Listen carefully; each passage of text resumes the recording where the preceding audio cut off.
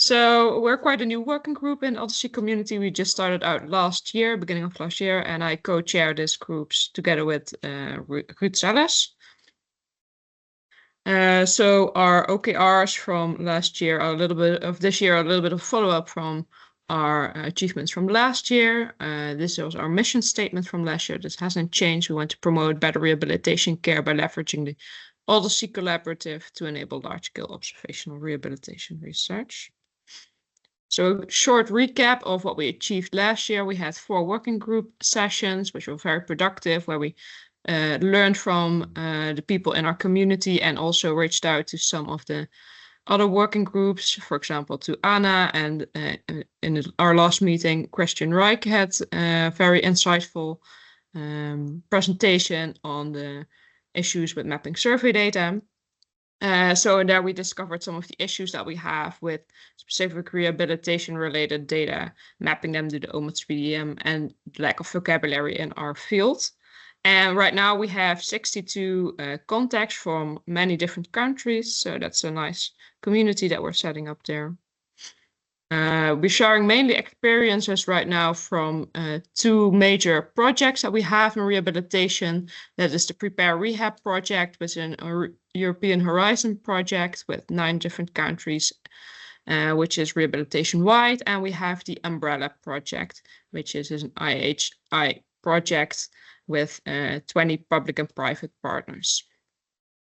And of course, the overlap between those projects is that we want to leverage the OMOP CDM and other OHDSI tools to create an infrastructure to analyze our rehabilitation data.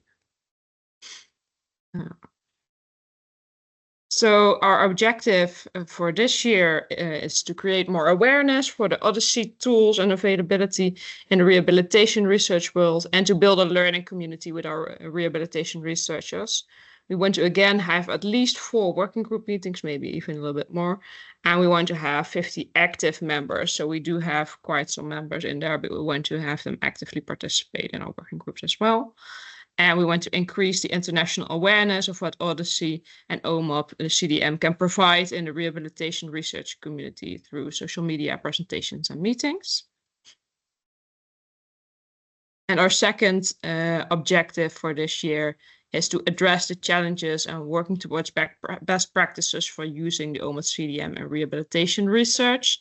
So last year, we mainly explored what are the challenges through our working group meetings, and now we want to see if we can establish some first steps towards best practices.